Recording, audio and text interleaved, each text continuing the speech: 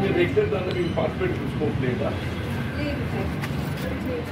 ఉంటుందమ్మా మీకు ఏమైనా ప్రియారిటీ ఇవ్వాలి వెయిటింగ్ ఇవ్వాలి వెయిటింగ్ ఇవ్వాలి మేడం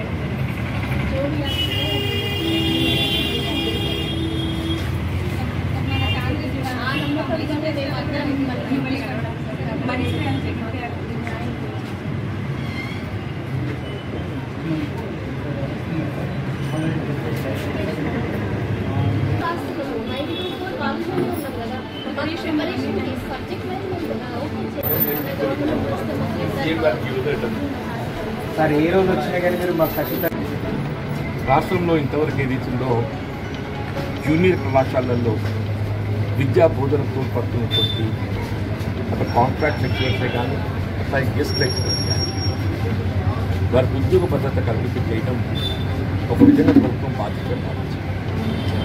ఇక్కడ కాంట్రాక్ట్ లెక్చరర్స్ను రెగ్యులేట్ చేయడానికి ఏదైతుందో ప్రభుత్వం ప్రోత్సహించుకోవడం జరుగుతుంది. గెస్ట్ లెక్చరర్స్కి సంబంధించి ఏదైతుందో ఇంతవరకు ప్రభుత్వం ఏ విధమైన నిర్ణయం తీసుకోలేకపోవడంతో ఇప్పుడు నూతనంగా నియామకం కాబడేటువంటి ఒక ఈ జూనియర్ లెక్చరర్స్ ఏదైతుందో అంటే ప్రస్తుతం గెస్ట్ లెక్చరర్స్గా పనిచేసేటువంటి ఒక బోధకులు అందరూ కూడా డిస్ప్లేస్ అయ్యేటువంటి మరి పరిస్థితి ఎదురవుతుంది చెప్పడం. మరి ఇటువంటి పరిస్థితుల్లో ఈ గెస్ట్ లెక్చరర్స్గా ఇంతకాలం దాదాపు గత దశాబ్ద కాలం సేవలు అందించినటువంటి వీరిని కూడా మరి ప్రభుత్వం ఏ విధంగా వారికి ఉద్యోగ భద్రత కల్పించడం జరుగుతుందో ఆలోచించి మరి వీరిని కూడా ఏదైతుందో వీరికి ఉద్యోగ భద్రత కల్పించబడే విధంగా తోడ్పడాలి. వారి యొక్క సేవలను ఏదైతుందో కొనసాగింపజేయడానికి ప్రభుత్వం చర్యలు తీసుకోవాలని చెప్పి ముఖ్యమంత్రి గారికి నేను విజ్ఞప్తి చేస్తున్నాం. ఇది లిఖితపూర్వకంగా కూడా ప్రభుత్వం నివేదించడం జరుగుతుంది. తప్పకుండా ప్రయత్నిస్తాం.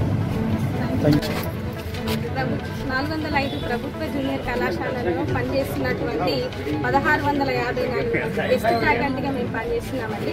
మేము ఇక్కడ జగిత్యాల మంచిర్యాల జిల్లా నుంచి మేము భారీ ఎత్తున ఇక్కడికి వచ్చి జీవన్ రెడ్డి సార్ గారిని కలిసి మా బాధలు చెప్పుకోవడానికని వచ్చినామండి. అయితే మాకు వచ్చిన సమస్య ఏంటంటే మేము ఇప్పుడు ఏదైతే రెగ్యులర్ నోటిఫికేషన్ ఉందో జేఎల్ నోటిఫికేషన్ వల్ల మేము 1654 మంది కుటుంబాలు బయటపడాల్సిన పరిస్థితి వచ్చిందండి. మేము 11 సంవత్సరాలుగా మేము ఈ ప్రభుత్వ కాలేజీల బలోపేతానికై కృషి చేస్తున్నాము. అయితే మేము అడుగుతున్న ముఖ్యమైన విషయం ఏమిటంటే మాకు ఉద్యోగ భద్రత కల్పించాలని మేము ఈ ప్రభుత్వాన్ని చేతులెత్తి నమస్కరించుకొని అడుగుతున్నాము. సీఎం రేవంత్ రెడ్డి సార్ గారు మా బాధలను అర్థం చేసుకొని మాకు ఏదైతే ఉద్యోగ భద్రత కల్పించి మా ఈ 1654 మంది కుటుంబాలని ఆదుకోవాలని కోరుకుంటున్నాము. జీవన్ రెడ్డి సార్ గారు మాకు మేమందరం వచ్చి మా బాధను చెప్పుకుంటే మాకు సార్ హామీ ఇవ్వడం జరిగింది. ఏదైతే మీ సమస్య ఉందో ఇది సీఎం సార్ దృష్టికి తీసుకెళ్లి మీకు ఉద్యోగ భద్రత కల్పిస్తామని సార్ గారు హామీ ఇవ్వడం జరిగింది.